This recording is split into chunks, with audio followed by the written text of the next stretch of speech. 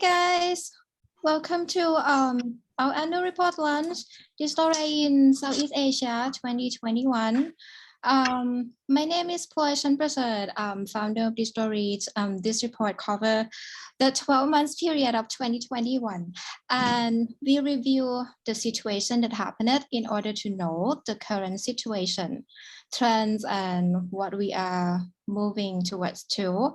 In this event, we are going to launch the report and continue with an hour Fireside chat session where we have invited guest speakers from 5 countries to the event. I'll introduce them later prior to the session. The highlight of this year report is the digital authoritarianism in Myanmar, followed by the analysis over 3 main issues: freedom of expression, the right to privacy, and digital security. The topic is divided based on our own work, the work of the organization. So we'll go over what happened shortly. But before that, let me talk a bit about the protocol, the house rule first. So for the security reason, we're not going to use the raise hand feature here. Sorry about this. But if you have questions that want to ask related to the content, please post it in the question box. And this will be taken care by our admin team later. If you would like to chat, comment, or ask question about admin stuff, you're welcome to post it in the chat box. Yeah, so we can start now, and let me see whether I can share the screen.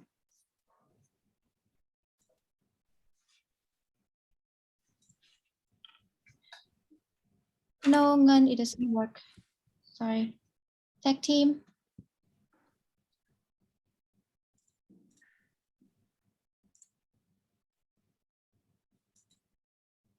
Thank you. Okay. All right.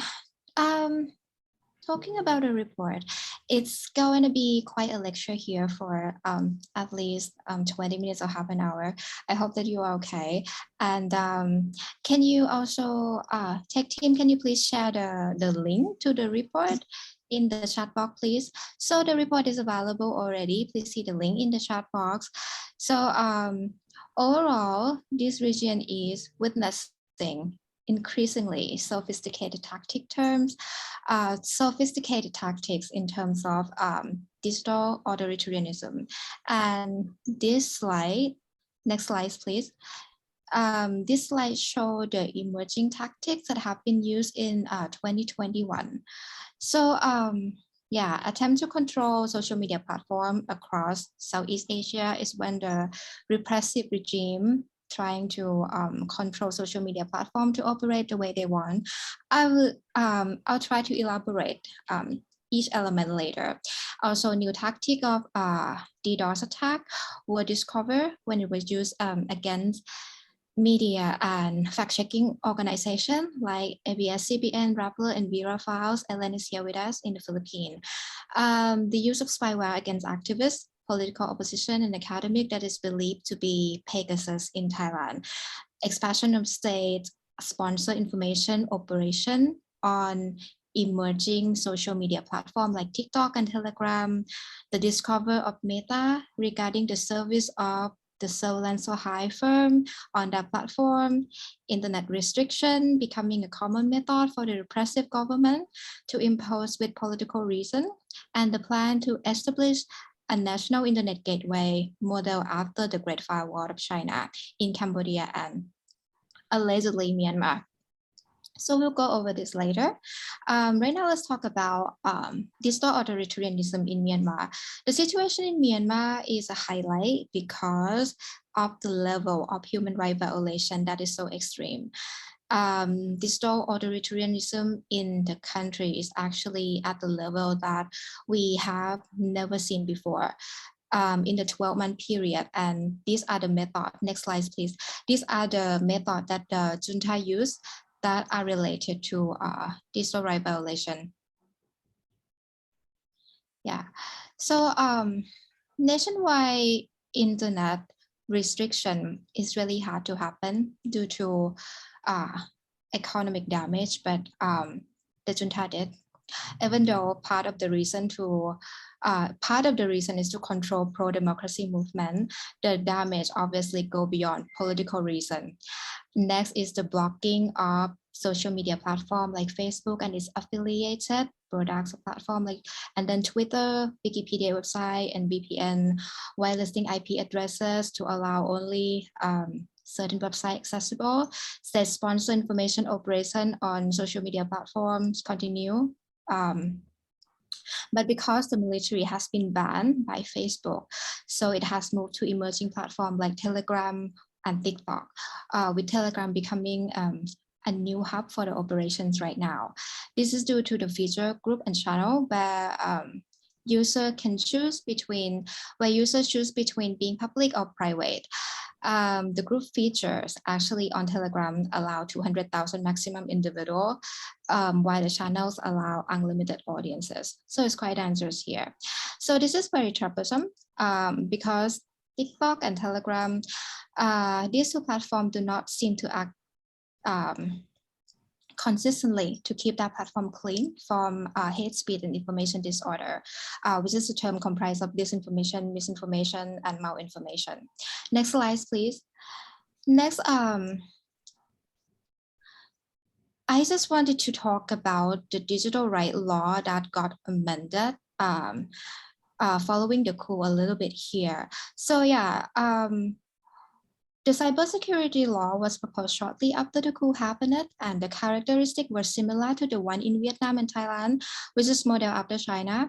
However, we didn't hear anything after April 2021, and as of now, the law seems to come back again, as you if you read the news. So apart from the cybersecurity law, here are at least 4 laws with provisions related to digital rights that were amended. And these are the privacy law, penal code, electronic transaction law, and counterterrorism law. Can you go back to the previous slides, please? Yeah, thank you. So next is ordering telecoms. So back to the previous slide, ordering telecom operator to comply with surveillance. So the amendment of the Privacy Act allow lawful interception by the state. Telecom operator will later confidentially order by the Tatmadaw to install interception technology that would allow the army to eavesdrop on the communication of the citizen. The junta is also in possession of several surveillance tools, including phone and computer cracking tools and surveillance drone. A wave of independent media has also been revoked of their license, including Myanmar Now, Missima, DVB, Kitin Media, 7 Day News, and Kamayut Media. Their electronic equipment and data server components were also confiscated. Also, although this may have never been confirmed regarding the plan to implement the national internet firewall or internet gateway in Myanmar, that is modeled after the China firewall. The China firewall. This became a topic of discussion in February last year. And it has never been confirmed, but all the repressive approach here are seen to pave a way for the Myanmar to achieve it. All of this approach actually mean that the junta knows how important a digital space is, as well as the role that it can play in political situations. At this extreme level, this issue also go beyond the national level. It also shows how the ASEAN reflect on human rights situation as well. And what happened was likely that they have done little to nothing on the situation. And this includes inviting Min Aung Hlaing, the head of the junta, to the ASEAN meeting last April. Like they gave this guy legitimacy when he's actually a criminal who led an operation that killed more than 1,000 people. Also, instead of recognizing the National Unity Government or the NUG, a parallel government of Myanmar formed by the USTED elected lawmakers and member of the parliament, ASEAN has been seen as ignorant, turning a blind eye to the issues. This means that the violation that is of a lesser degree are likely would not be of their interest as well. Yeah, so Next, we move to the freedom of expression. So 3 core of work. Next slide, please, Gun. Yeah, next we move to we talk about freedom of expression, then we'll talk about the right to privacy and digital security next. So FOE from digital right aspect, there are 4 key trends here that we observe in 2021 and are highly likely to develop in 2022. And these trends are tightening control of social media platform, more sophisticated state-sponsored information disorder, new form of harassment against alternative media, and normalization of internet restriction. So in terms of the tightening control of social media platform, the important trend that we see is that the government across the region are trying to control social media platform the way that they want it. The rise in controlling social media is interesting because it seems to follow the situation that pro-democracy movement are flourishing in the region, with social media platform as an important mean to organize the movement. So you have seen the social media activism with hashtags such as the multi-alliance, what's happening in Thailand, what's happening in Myanmar, that have played a key role in this political movement. So the problem is that the government cannot really selectively block a certain post or remove accounts. They have to shut down the whole platform, which is too much, as it also causes economic damages. Therefore, controlling how the platform operates seems to be the way out. This slide shows the recent law. Next, please.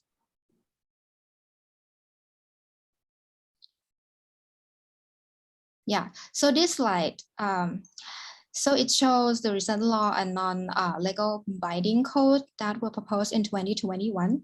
I added the MR5 in Indonesia as well, even though it was adopted in late 2020, because the law still has its development in 2021. The rest was proposed and adopted in 2021. The other is, sorry, it means that it's still a draft. And it's important to see how they would make impact on how social media platform is going to operate in the country. Because I think that with this situation, the platform are likely to find itself in a situation where it might have to choose between the business and human right. Yeah. Next slide, please. Next, we move to the more sophisticated state-sponsored information disorder in which we observed in 2021. And yeah, unfortunately, it's getting more sophisticated. It means that the state-sponsored information operation that spread misinformation, disinformation, and malinformation are getting more complicated and more worrisome. And for situation here that are the highlight, expansion of pro-military content on emerging platform in Myanmar. By saying emerging platform, we mean the newly emerging platform like TikTok and Telegram. Also new evidences found on Thailand information operation, also the growth of Force 47 in Vietnam, and also the intensification of online raid tracking narrative in the Philippines. So I mentioned this already a bit when I talk about digital authoritarianism in Myanmar earlier.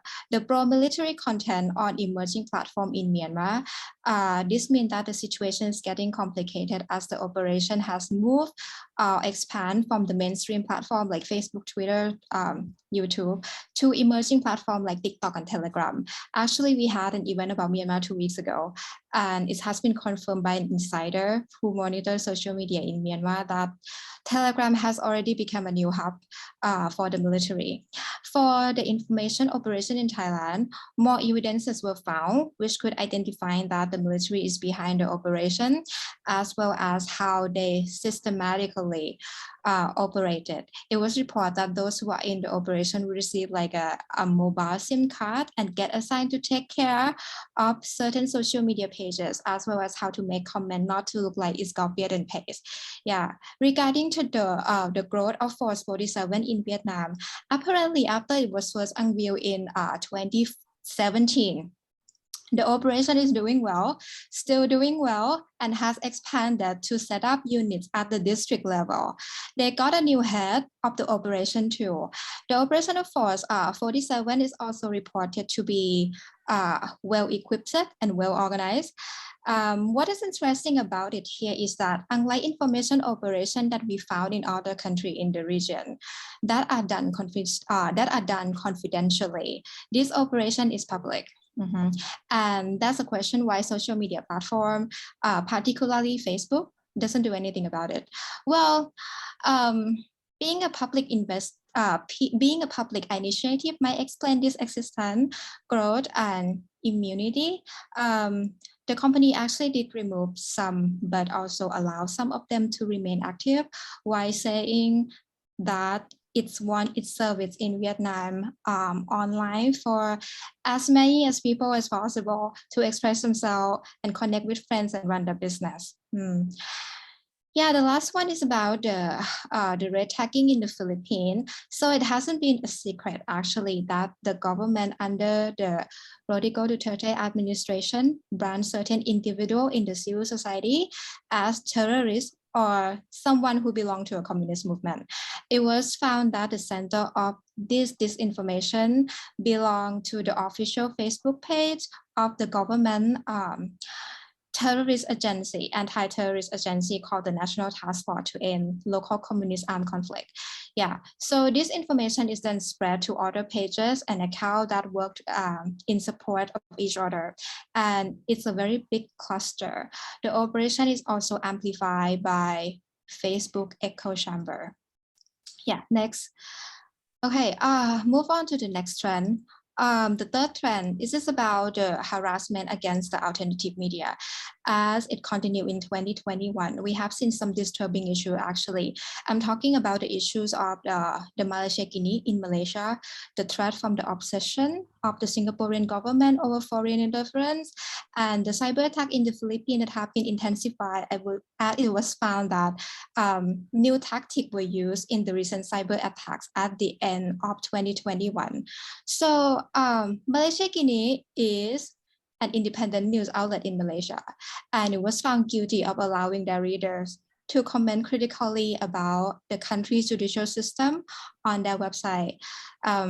Yeah, I know that it sounds ridiculous, but yeah, where are we? Southeast Asia. Anyway, the comment were made under the published articles, and they managed to remove them, but it was too late.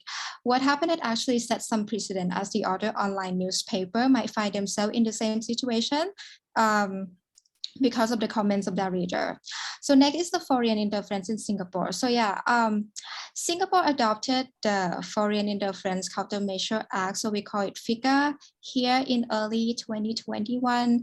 It was introduced in mid-September actually, and at around the same time, independent media like the Online Citizen or TOC found themselves being a target of the issues about the foreign interference. So actually the case of TOC is a key issue, so that's why I mentioned it here. So it's interesting because the government agency targeted their subscription model by requesting it to disclose the list of subscribers, and TOC refused to do so. So it got that their license revoked. Sadly, the subscription model was adopted since 2014, but it only became the issues around 2020 as a subscription fee is one of the revenue sources of the new outlet. The agency was particularly, the government agency, it was particularly concerned about the foreign influence as the subscription model allows subscriber to commission article to be written in exchange for the subscription payment. So TOC is just one of the case happened, and what happened to TOC sent a clear signal that alternative media is truly at risk, as the government can always choose to weaponize the concept of foreign interference against them. So we'll talk more about it later with Kirsten, with our guest speaker from Singapore on these issues. Next, let me talk about the cyber attack in the Philippines. So it was found that the DDoS attack against independent media websites like Outer Media and Bulatlat to be linked with the Philippines Army. The websites of a human rights organization, Karapatan, was found to be linked to an Israeli company actually called Bright Data. The attack is estimated to have cost at least 260,000 US dollar, which point to a significant source of funding. Like it made you wonder who would have spent this much to attack a human rights organization. However, one thing to note that Karapatan has long been targeted by the government red tagging campaign.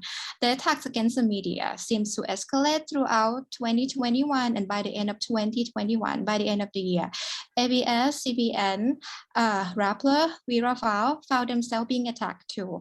And what is worrying about it is that the tactic that were found, it was found to be newly developed tactics, unlike other attacks that were found previously. So next slide, please. The last issue about the FOEs is the normalization of the internet restriction in Southeast Asia. Well, of course, Myanmar is the extreme case. So it's the extreme case here, and after a long internet restriction in Jin and Rakhine that started in 2019 and just ended shortly after the coup started, only to be followed by a wave of nationwide internet restriction. The approach is seen as being established as one of the approaches to use for political suppression. This is because the key reason to impose it is to suppress the broad democracy movement and for people not to report what was happening. The similar situation was observed in Indonesia. It was concerning, actually, because the Constitutional Court ruled in October last year that the restriction during the period of unrest was lawful. So this refers to the situation that happened in 2029, the ruling, I mean, when Papuan students in Surabaya, a city located in East Java, were reportedly mistreated by police and verbally abused with racist slur. And that incident led to protests in different cities across Indonesia. So the ruling favored the government actually to impose it again. Actually, prior to the ruling in 2021, the internet also went down in Papua, and the government claimed that it's about a technical reason. But local people, they just didn't buy it actually, as it happened right after the killing of a top Indonesian intelligence officer in Papua. Yeah, so this question is that how is it likely to spread to other countries in the region? Usually a degree of internet restriction that can be called like a blackout is hardly to happen in big cities because of the economic damage is high. Nationwide restriction in Myanmar is an exceptional case, of course, but if we look closely, Rakhine, Shin, and Papua are the war-torn areas, which is why it's easier to impose it. If it's a big major economic city, it's likely that they want to be more selective. We saw that in Thailand, actually, when the Thai government granted a permission to the National Broadcasting and Telecommunication Commission, or the NBTC, to block the internet access of critical voices based on their IP address in 2021, in July, yeah. The order was issued under the emergency decree. However, a civil court ruled later to suspend this order, as it was seen to breach the right and freedom of the individual that enshrined in the Thai constitution. Next, please. Yeah, I'm going to talk about the right to privacy next. I think you have to jump to next slide. Tech team, just jump to the next slide. Yeah. Yep. Okay. So the right to privacy, I want to talk about this first. So 2021 is actually the rise of digital surveillance in Southeast Asia. So 2021 saw a sharp rise of this issue. This is based on the key events that occur, including the discovery of spyware attacking Thai activists, surveillance technology in Myanmar, and Meta discovery of surveillance for high firm, where dissidents across Southeast Asia have been targeted. The plan to implement the National Internet Gateway in Cambodia and the change of laws in Myanmar will also enable greater digital surveillance in the country due to Cambodia's plan to implement a national internet gateway, mentioned a bit already, similar to the Great Firewall of China, and the Myanmar military amendments of law to allow for the justification of state surveillance. We have never seen a wave of attack from spyware that is at this degree before in Southeast Asia that is public. It is believed to be Pegasus Spyware, where it's able to intercept phone call, read text messages, look at the photo gallery, and turn on the camera of the phone that are hacked. And at least like 20 individuals have reported being attacked following them receiving an email notification from Apple in November. However, we believe that the number is a lot more, as there are those who don't report as well as those who are Android user. The situation actually tells us something. It means that the use of spyware is obviously here already in this region. And let's talk about Myanmar next. The amendment of the law, which is, so I show you the table a bit already. So previous slide. So the electronic transaction law and the privacy law that was amended in February 2021. Two of the four that I already mentioned. This has opened opportunity for greater trust for the right to privacy. The combined effect of the amendment allowed the military to arbitrarily arrest and indefinitely detain individuals in the country, seize or destroy device and property, intercept communication, access personal data wherever it is located, and demand information from telecom communication service provider. After the amendment were made, so the Myanmar military reportedly introduced a system that allowed the monitoring of calls, text messages, and location of selected user in real time. The system is also said to have the ability to detect words considered as an anti-chapter, such as protest or revolution. And that is something reportedly found in our military link operator like Mytel and MPT. It actually matches with the reason that if you heard about the case of Telenor, match with the reason that Telenor wants to leave Myanmar as it doesn't want to comply with the junta request to install intercept technology on its user. However, this situation implies that all phone and internet users in Myanmar aren't safe though. Regarding the NIG, the National Internet Gateway in Cambodia, we talked a lot about this earlier in our briefing paper that was launched in May last year. So if the NIG is fully implemented, likely to be this year of 2022, according to announcement earlier, but we haven't seen any obvious development actually, but it's something that is worth monitoring. Anyway, when it's fully implemented, it will make the surveillance as well as censorship to be much more coordinated and sophisticated, as the government will take control of every point of internet activities. Also, this is likely to be modeled after the Great Firewall of China, but it would take some time for the Cambodia one to be as sophisticated as the one in China, given the different context. Also, many Southeast Asian countries are targeted by the surveillance for hire firm discovered by Meta on its platform in December 2021. The attack were divided into different stages and account from Myanmar, Vietnam, and the Philippines, Thailand, Indonesia, and Singapore. Reportedly, belonging to political dissidents appear to have been targeted.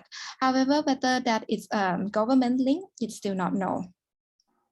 Back to the previous slide. Yeah, so back to this slide. When with the situations that happen regarding the right to privacy, some of you regarding to digital surveillance, some of you might wonder whether the law on personal data protection would help with this. The sad answer is no. Despite the development of such law in Southeast Asia, this is because most of these laws do not include the government agency as part of it. Also, there are already laws that allow the government to conduct lawful surveillance. So the law on personal data protection that include the government agency can also comply it can also collide with this law. Moreover, while it is still a crime for people to exercise their right to express criticism of the repressive regime or to play a role in the human rights movement, state surveillance will always find a way to these people. The next issue is about the right to privacy is about digital contact tracing. I'll go brief with this one. 2021 is actually a year where it became more apparent that the initiative is a failed approach. Many health experts start to express that it did not help in controlling the pandemic. However, the government in some countries still want to go on. They still want to go on with it, while the transparency of the initiative is still a doubt. And next slide, slide 12 actually, on digital security. Last but not least, about digital security. Let's not repeat what happened here, but I'll talk about it on how digital security is likely to be like, given what that happened and what we should do about it. So let's look at it from three aspects. So the first one is digital related threat. As we saw the rise of digital surveillance in 2021, this means that dissidents are likely to be exposed to greater threats of this kind. The discovery of spyware that is believed to be Pegasus tells us that the use of spyware has arrived in Southeast Asia. Lately, we know that the company Quadream, which is also an Israeli firm that sells technology similar to Pegasus that also use zero-click exploitation method, allegedly may have a tie with the Singaporean and the Indonesian government. Also, in this section, if we look at Myanmar, the situation of digital security being exploited is not limited to dissidents anymore, but the whole population now. Cambodia as well. The surveillance on telecommunication related activities will be a lot easier if the NIC is implemented. So this incident should alert civil society group that work on digital security to assess the approach towards helping targeted activists, lawyers, and critics to best respond to this situation. So the situations are likely to become more intense in the near future. More work in this issue, of course, has to be carried out actually to gain a better understanding of the full extent of the situation. But as the rise of digital related threats continue, dissidents in the region are likely to encounter challenges in dealing with it due to the need for specific technical knowledge. Also, getting into the inner circle of dissidents in some certain country in the region can also be quite challenging for digital security trainer, especially if they work for an international organization that don't have a local contact point. Also, there's a language barrier as the majority of Southeast Asian countries don't speak English as the first language. Anyway, to ensure its effectiveness, digital security protection should also be approached as an ongoing process and not simply end with just like, a one-time consultation after a threat is discovered. Next is a digital security from information disorder. As mentioned earlier, the threats are getting more sophisticated and it's expanding to newly emerging platforms as well. Dissidents are discredited because of this kind of operation that are often state-sponsored, and some have even lost their life, like in the Philippines, where they were branded as terrorists and later murder, in which the government justified the killing as part of its red tagging campaign. Also, we have seen that the government are trying to act as an agency that decide what is disinformation and misinformation and what is not without an independent fact-checking. But as we look closer into a number of independent fact-checking initiatives in the region that works on political related contents, this kind of initiative is still limited. We have seen prominent one in the Philippines, as Ellen is from Verifiles is here with us today, and Indonesia. But we don't see this kind of initiative in other countries in the region, and we need to build more of them and empower them to be an established or successful initiative in case they want to do it occasionally when there's a political event. Yeah, anyway, whether it's a newly built initiative or an established initiative, they both face challenges in terms of resources and tools. This is actually something urgent that is needed to be done in the region as information disorder everywhere and it's getting more complicated now. Last but not least, digital security threat from policy. So it has become common for dissidents to be arrested, harassed, charged, or imprisoned from law that targeted digital space.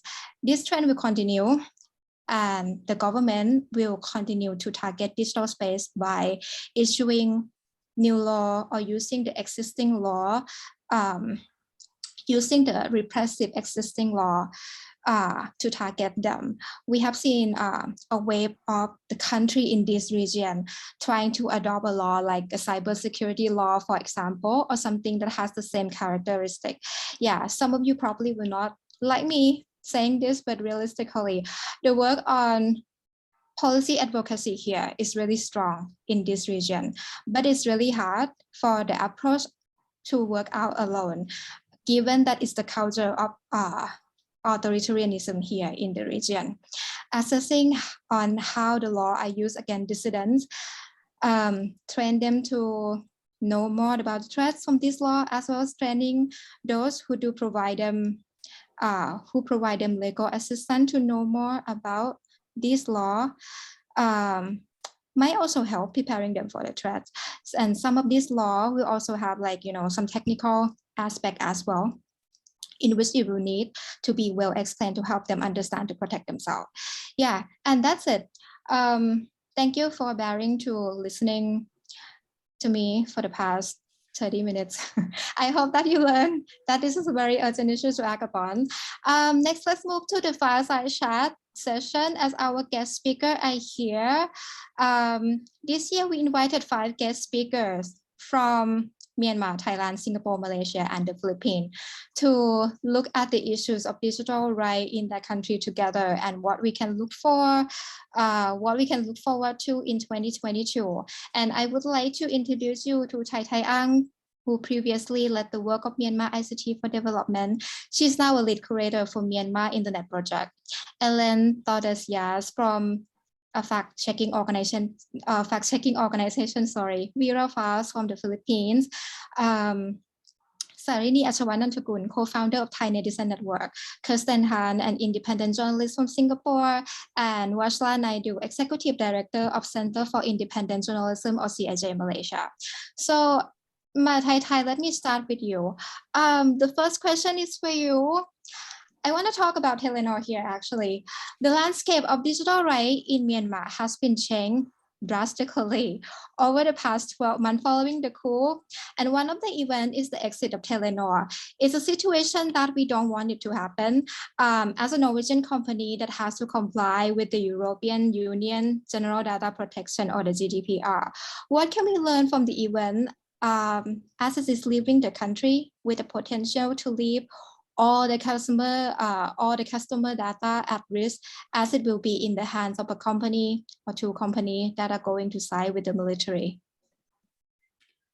Sure. Thank you, Ploy, for the question, and also inviting me to speak in this panel all together with the other speakers. So you're right, Telenor case is actually currently right now one of the most pressing issues that we are having a big concern over. So since the coup, one unfortunate issues that we faced was the Telenor, one of the telecom operators, their decision to sell off their business and leave the country. So of course it might be due to different risks that the company might have made assessments, but such as being between local and international laws, and also not wanting to operate under the military junta, as they say, but definitely this withdrawal from Myanmar and their decision not to operate in Myanmar was not done in looking at the Myanmar people as a first priority in their process of leaving the country. So, so Telenor is actually trusted by a lot of civil society organizations, and also particularly during the coup, a lot of the anti-coup movement users moved to Telenor because, you know, like you mentioned, we trust Telenor being a Norwegian-based company, and also a company which has obligation to abide to the GDPR protection, will be much more better than the other operators that we have in the country. And then a lot of our like I mentioned, a lot of our anti-coup movement rely on service by Telenor. So we trust that it will be protecting the users. But then the trust that we have was breached when it was reported that the sale that Telenor will be doing in Myanmar was to conglomerate with strong ties to the military junta.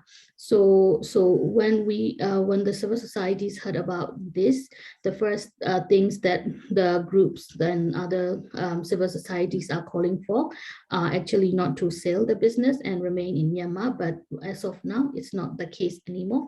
The Telenor decided to sell it, but what right now the civil societies are more calling for not to sell it to a military linked company, and also not to transfer data, user data in any circumstances, because through those data, it actually could lead to, I don't know how many more arrests and tortures, because data from a telecom consists of a lot of sensitive information, and also particularly information that is critical to the movement, like fundraising, the networks, and so on and so forth. So a lot of this kind of thing can be exposed if the data is transferred to a company with a military link, right? So we are actually very concerned that this will be done. One thing is, of course, we will be left with other operators if Telenor decided to leave, and which we still have to use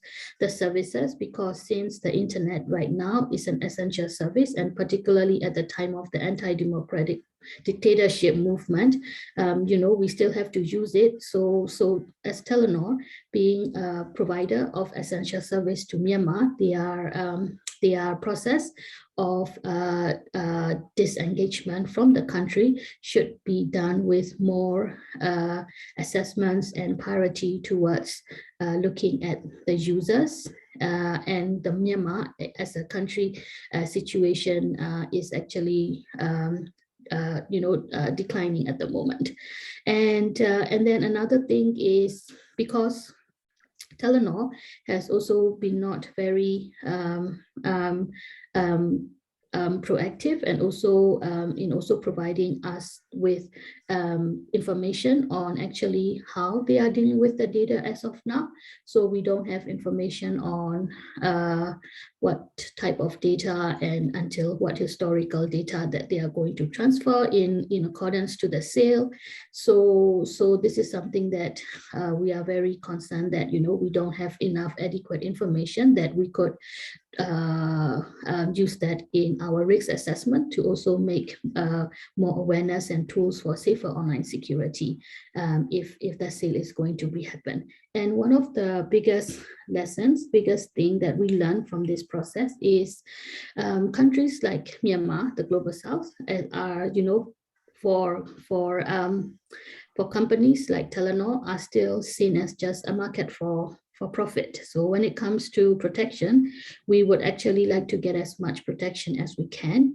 And also what we had expected from a company like Telenor being instrumental in, because it's actually the Norwegian government being the biggest shareholder in the company, and it's being a country with which is instrumental in human rights principle, and also being a country which binding to privacy laws such as GDPR. So we were actually looking forward to more. We do have more expectations on them, but actually it's we are treated as like I mentioned, just as a market for profit in this case, because we don't actually have the protection from them when the time is becoming more sensitive.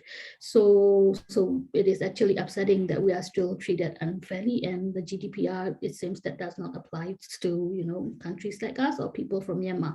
So yes, in short, we are very upset that we don't really have adequate information from the company and also the Norwegian government on how it will be processed. And the civil societies have made a very clear and loud voice that we will not,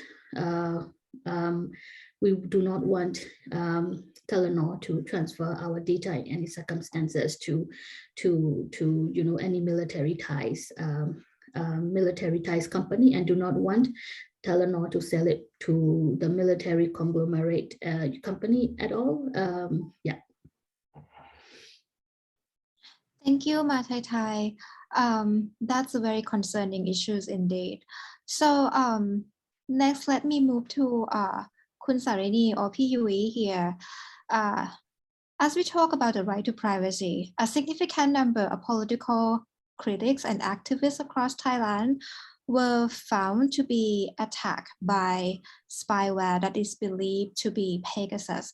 Since this is likely to be carried out by a state actor, what is your view on the situation as one of the individual who also got attacked? Is that something that should be viewed as a mechanism to prevent this kind of situation to happen, as it looks like digital related threats like this is something that is a whole new level of threat? Yes, okay. Thank you, Khun Ploy. I hope everybody can hear me well, right? So first, thank you, the organizers, DigitalReach, for congratulations on the launch of this, I think, very timely and very important report at a time where there seems to be no good news on digital rights around our region. So yes, as Khun Ploy mentioned, I got a notification from Apple as a user of iPhone. This was back in November, that my phone could be, hacked by a state-sponsored spyware.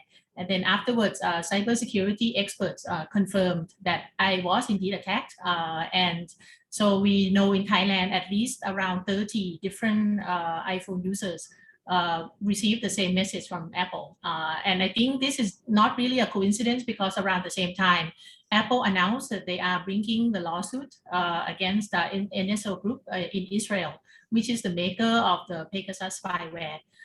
So I think that the situation right now is, for me personally, I am waiting to see the lawsuit, how it pans out, because I read most recently, I think last December, that NSO, because of this lawsuit, they are in pretty big financial problems as well. They are in talks of potential buyouts, and they could be, entering the bankruptcy process.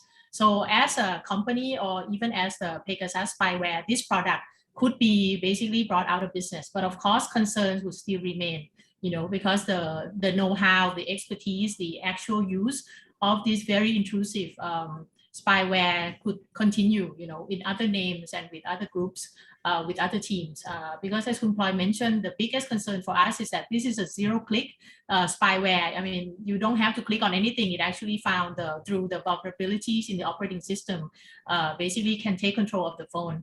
And in Thailand, because there are many more Android users than iPhone users, so of course we estimate that the actual people attacked are a lot higher than this. So as to what we can do in terms of next steps, I think there are two things that would be worth exploring.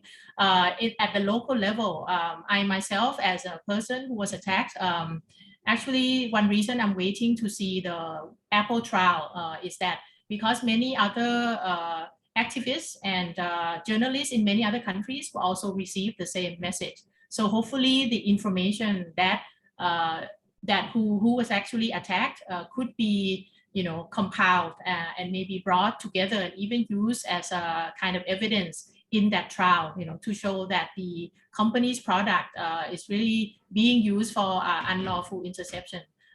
So in Thailand, I think what we when we were attacked, it was clearly unlawful interception, because when I was on the television around the same time when I got the message, the representative from the Thailand's National Cybersecurity Committee confirmed during the program that yes, if I was attacked with this method, it would clearly be unlawful interception. But this is another reason why it would not be easy to get any state actor involved to admit that they actually procure the software. So I think one thing we can do locally is maybe combine information and see if there would be enough material information present in Apple's trial for us to maybe bring a class action lawsuit.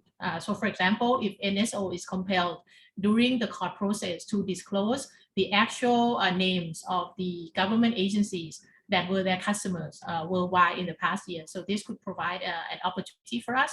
And the second thing I want to do, I think is worth thinking, aside from this maybe a local, some kind of class action lawsuit, is that the use of this spyware against this kind of spyware against dissidents and journalists and human rights defender clearly, I think, should be seen as a violation of a number of international human rights agreements, and basically a lot of mechanisms that basically were put forward in the past few years, especially in Thailand, for example. The government likes to talk about business and human rights, and they say Thailand is the first country in Asia to adopt the National Action Plan on Business and Human Rights. And yet the Business and Human Rights Plan did not mention a kind of use of this kind of commercial spyware. So for example, so I think I'm wondering that there could be an opportunity to engage with the global, the international human rights community on how to escalate this kind of use of spyware to basically provide more severe and immediate sanctions. So it could be, I know that a number of countries already consider it to be a part of their embargo or put the companies on the watch list, but I think it's still kind of what each country is doing separately. And I think this should be brought up to the attention of the kind of the international human rights mechanisms and organizations.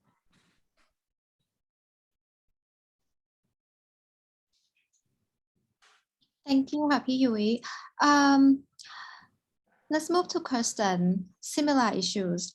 At the end of 2021, when Meta announced the attack by surveillance for hire firm on its platform, you were also the one who got the notification as well, along with other activists in Singapore, including Teresa from the Online Citizen. Has this digital-related threat, including the recent information that the Singaporean government might be using surveillance tool from another Israeli company, Quadream, that I already mentioned, created a new narrative on threats against the dissidents in the country? Has this somehow been sending an alert to the activists and critics about their security? Also, are they more worried about what they are saying or doing now? I would say that the short answer is no. It's not really triggered any sort of local discussion about state surveillance and what the government has been doing. So I think it is also partly because there are not a lot of details. So for example, I got the alert from Meta, but when I asked them, it's not very clear, like, does that mean that, I've been hacked, or is it could be as simple as someone had tried to send out feelers and probes and like message me. So they don't have a lot of details themselves about what it could be happening in each specific case. So we don't have that much more information to work on. And the Quadream thing also, it indicates that Singapore was likely a client, but we don't have a lot more information about who was. And of course, given our political makeup, we don't get any transparency. A few years ago, an opposition politician had asked in Parliament about what was revealed in the Pegasus papers and things like that, and asked the government about use of Pegasus and how like Singapore had been linked to some of the research that had been done. And the response from the government minister was, oh, we can't confirm if they're Singaporean victims of surveillance just because the servers in Singapore, because nobody has filed a police report. So if you think you have been targeted by Pegasus, please file a police report, which is ludicrous, because if you're an activist whose fear is that you are targeted by Pegasus and it's state sponsored, you are not going to go and file a police report and say, can you please take my phone and investigate? It just doesn't go anywhere. So there's not been any real like discussion about it, and it's just known among activists that it's likely happening, but we don't know exactly what is happening. We don't know who is targeted. And so people just kind of go on as usual because it's almost like there's not enough information to build a real response around what's probably happening. Thank you, Kirsten. That's interesting. Well, Ellen, just want to ask Ellen now about the cyber attacks against Virafile. So Virafile, along with Rappler and ABS-CBN, were attacked with a new kind of DDoS attacks last year. Was this the first time that Virafile attacked with this kind of threat? Was the organization prepared for it when it happened? How damaging was it? DDoS attack against independent media have been around for a while, but with the new kind of attack, as a veteran journalist, do you think the situation has been escalated, and whether this kind of threat might be somehow related to the upcoming election in May? No, thank you for the opportunity to participate in this forum, and congratulations to the launch of the report, which is rather very extensive. So anyway, no, the December 2001 DDoS attack was not the first time for Verafiles. In January 2018, we were also DDoSed just minutes after we posted a story on the hidden wealth of President Duterte and his daughter, Davao City Mayor Sara Duterte Carpio, who is now running for vice president. That experience made us beef up our defenses, so we got the services of Deflect, website security service, which really has given us valuable help.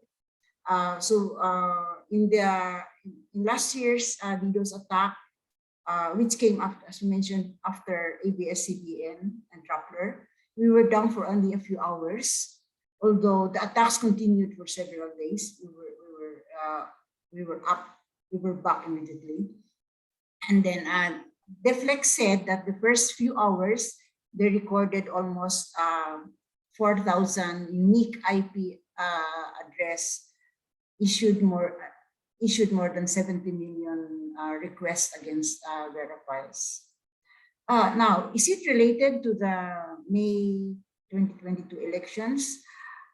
We don't have direct evidence, but maybe, but some of the reports that triggered the attack included fact checks involving misinformation being propagated by followers of the presidential candidate Ferdinand Marcos Jr. So we don't know if they are related. Also, I mean, the reason why we are quite prepared, I mean, that our defenses are up, because before the elections in May 2019, we were attacked by the office of the president, not online, but really they released a report accusing us of being behind the ouster plot against President Duterte, and we sensed that there was something wrong with our internet service. So we had to stay in a safe house for a few days and cleaned our office. So we cleaned our office. So yeah, Deflect is helping us a lot, but we're very alert. Rappler asked Curium, Swedish-based online, I think, security firm, and they made a study on the attacks, and they said there's a pattern that the same player did the attack. So we don't, and Deflect also said that what we see are reflected in the data is that we cannot really say that they were the ones, the countries that the attacks were coming from are really coming from those countries, because usually attackers use proxies. So we are still investigating. We reported the attacks to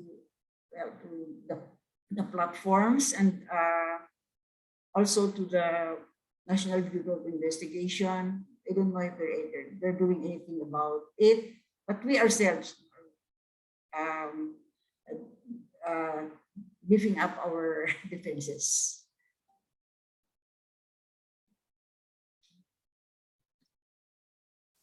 Thank you so much, Ellen. Next, I would like to ask Wajla more about the Lawan protest in Malaysia.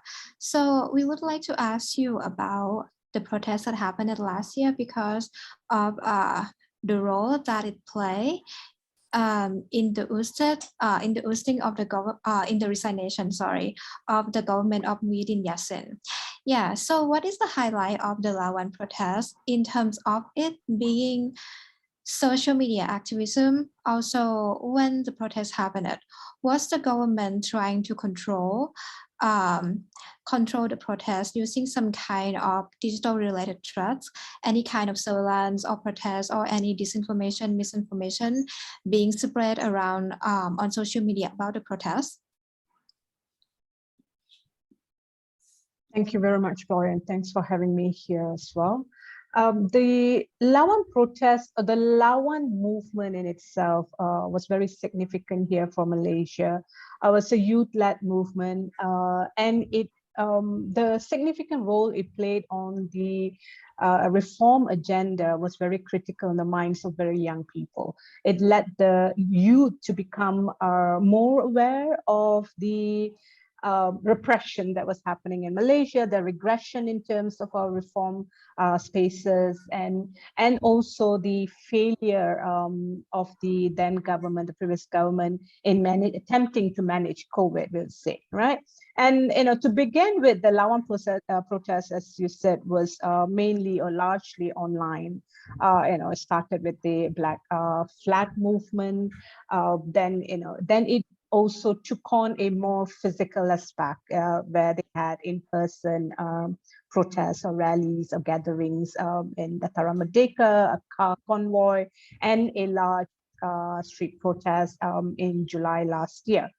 The protests gained momentum not just because of the demand. They had three demands leading up to the main Lawan protest, right? It was the resignation of the previous Prime Minister Muhyiddin Yassin. They've also asked for full-term parliament sittings, and they also called for automatic loan moratorium for all Malaysians in the context of COVID and movement restriction orders which were in place at that time.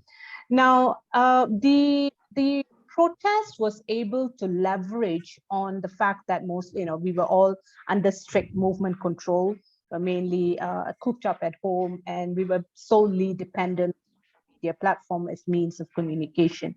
It enabled us to, in a way, also replicate movements and protests that were happening in the region, in Myanmar, and it also replicated some aspect of the Hong Kong movement and so forth, right? However, what we saw in terms of the Lawan protest was quite significant because there was all these lead up, to the larger protest on the 31st of July. We saw the government cracking down, both online as well as offline. And there was increased surveillance where, the online spaces were being monitored. In fact, about 28 investigations were made against organizers and protesters. In fact, even 2 days before the July large protest, 2 or 3 of the organizers were investigated under the Communications and Multimedia Act as well as the Penal Code. And these are all mainly related to social media postings, in terms of encouraging people to be part of the protest, We even had one activist who had just uploaded more information about the Lawan protest, who was investigated. Her home was raided. She was arrested and held for about 18 hours under the Sedition Act of 1948. We also saw instances where, images and names of people who had been part of the protest were being posted on media spaces. The police released photos of 47 people who participated in the protest. And they had also encouraged the media and as well as members of the public provide information about them to the police. And it was like adding layers of surveillance and using these different spaces to reinforce their surveillance method, right? Now, aside from the online surveillance that we saw happening in terms of the use of some of these repressive laws, when we were on the streets, there was a group of organizations who were also there monitoring what's happening in terms of our freedom of expression during the protest on the 31st of July. There were, of course, use of digital surveillance. There were unidentified drones. There were cameras. Policemen in uniform and non-uniformed authorities taking photos of protesters, and they were blatant about this, literally in your faces kind of taking images, using these images. But we also found through another group of CSOs who had organized ourselves, that there were attempts to demonize the organizers and protesters through disinformation, and this were mainly happening in different social media platforms. There were messages just saying that there was going to be there is a new COVID-19 cluster as a result of the Lawan protest. And there were also very limited, or in fact, absolute lack of protection against any form of the online harassment that we saw, disinformation. Police had, of course, since the Lawan protest was initiated, they have increased the very heavy-handed way they were responding to protests and different kinds of public assemblies as well, because we saw the way they literally cracked down when members of parliament basically protested on 2nd August. And then we also saw 31 young activists basically forcibly arrested, dragged into police trucks and so on when they were organizing a candlelight vigil at Dataran Merdeka on 19 August. All this is, there are two different ways of looking at it. It is bringing to the forefront the voices of young people who are fighting back against this repressive regime. But at the same time, we have an increase in terms of how we are looking at surveillance, or the way state was operating in cracking down against any dissenting voices. So, it actually is very, very historical, I would say, in the way Malaysia is basically facing threats or digital threats, surveillance, and also complete invasion of our privacy. Individuals' photos were being flashed. These are not criminals. These are people who had attended a protest. Their photos were being flashed across all media, police calling for press conferences, and creating also a public that is meant to also continue the surveillance on your neighbors, and so that we can give additional information. But all this is not isolated in itself, right? It is really symptomatic of what's been happening in our country for the last 2 years. Saw a little bit of opening in Malaysia in the context of some level of freedom, including freedom of expression and so forth, after the 2018 general election. New government and kind of an overthrowing of the previous political party which had been in power for decades. But that didn't last long, because by March last year, or end of February 2020, to very undemocratic means, they were overthrown, and we had a Muhyiddin Yassin's government. Subsequently, then we saw the fall of Muhyiddin Yassin's government again, through political maneuvering in August last year, where we now have another government which has essentially brought back UMNO into power. And these are all being done, of course, in times of COVID. So it plays in really well, because we are talking about complete invasion of our privacy, surveillance, and threats to our digital spaces. COVID presented the new government, or very challenged government, with all the necessary tools to really crack down. I mean, we have our contact tracing apps, our location tracing apps, like many other countries, which are also being misused in the sense that it can trace where we've been, our movements being controlled, our movements being monitored. We've got government openly using drones to monitor large gatherings, movement of people around borders.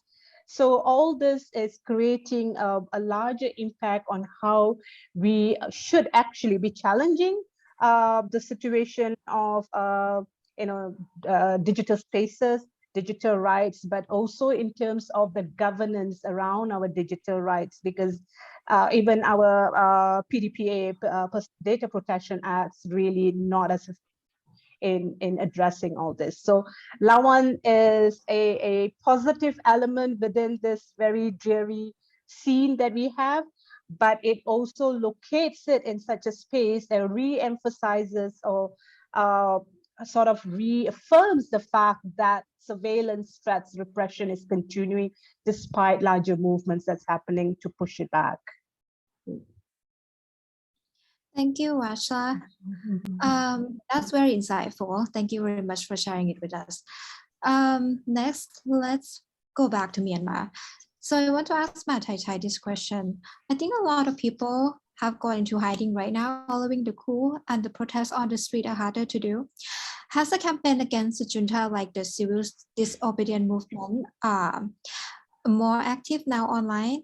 I think there has also been attempts from the military or pro-military supporter to discredit the pro-democracy movement on social media as well. So how has the fact-checking initiative in Myanmar been doing following the coup? Yes, the movement, the anti-dictatorship movement, has at the same time have expanded to the online space more and more, and at the same time there are now different ways of oppression being done. You mentioned about discrediting personnel involved in the movement, and that is also heightened. And another one that we are seeing right now is exposing and doxing of these people, which have led to real world harm, such as arrest and closure of and properties are also rising as well. This is which is what being seen coordinated on platforms such as Telegram. So for instance, we are seeing that on Telegram these addresses, pictures of this kind of people are exposed, and then just follow in a few hours we see evidences of them being arrested or their properties being seized by the military, and so on and so forth. We are also seeing a lot of these coordinated attacks being done, and which is also these days more frequently as well.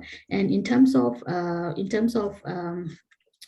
fact-checking initiatives, the military and their media wings had set up their own channels for propaganda and under the name of fact-checking and also media literacy. And we are also seeing several pro-military media having their own so-called fact checks. So when it comes to actual fact checkers in the country, it's being very, very challenging at the moment to operate. For instance, I think Ellen can talk more about it. In terms of fact-checking, there are certain journalistic principles as well as principles that is by organizations such as IFCN, International Fact Check Network, that we committed on non-partisans, fairness, and transparency. But during the coup, it is actually very difficult to abide strictly to those. For instance, transparency is a big challenge because based on our information that's provided in the fact checks, safety, security of the people, the fact check teams could be compromised as well. So that is becoming very difficult to operate in align to what standards as to be a fact check organizations. Another big difficulty is access to information, and things are happening so fast, and it's also very hard to get the information on the ground and across. So to do real-time fact checks or to verify information, it is getting very difficult at the moment. And I remember that there was an incident that we had to fact check without the internet during the first few weeks of the coup, where the internet curfew and shutdowns were happening. So at that time, there was a news which was unverifiable, but seemingly very important to fact check. So at that time, we had to coordinate to fact check using SMS and also use community patrol to actually spread the message around. So that was how we had to fact check when the internet was not available as well. So for now, not only the fact checks that were run before the coup, there are also new fact check channels on Facebook, on Telegram have emerged, and people are also doing peer awareness of themselves as well. And of course, at the same time, the terminology of fact check and the tactics have been used by the military against the movement, which is very concerning. Yeah, thank you. Thank you very much, Thai. That's very interesting. So I want to learn from Ellen. Since you lead your work at Bureau Files, can you please share the insight of how it's been going so far with the role of disinformation and misinformation with the upcoming presidential election in May, and what we can expect in terms of the impact that this problematic content will have over the election? Do you think that the impact of disinformation and misinformation will be worse or at a lesser degree than the previous election?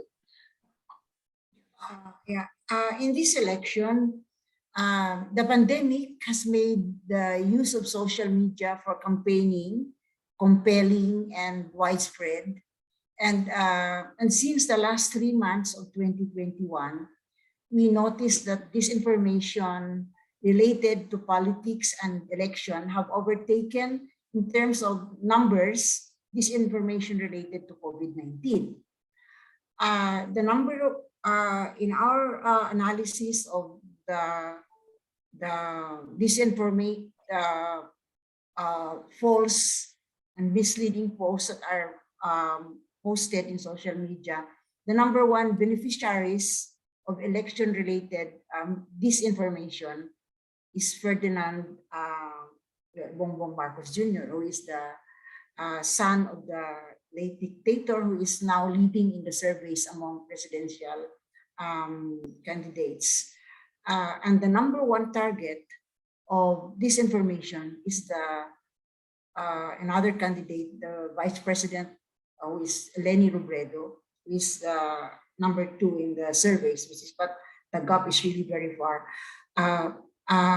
It's worrisome that Marcos, who is leading in the surveys that says that if elections were held today, he would win in the elections. It's very worrisome that his campaign is really using a lot of disinformation, because common sense that if you are going to win by spreading lies, what kind of presidency would you have? So it's very worrisome. The power of social media in winning the hearts and minds of voters was first effectively used by Duterte in the 2016 elections. The organization of Duterte was so impressive.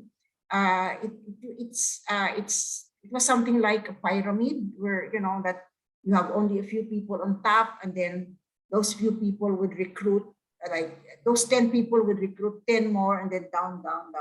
And it really utilized a lot the overseas Filipino workers because Filipinos overseas workers, there are about more than 10 million Filipino overseas workers in the world, Filipino workers spread all over the world.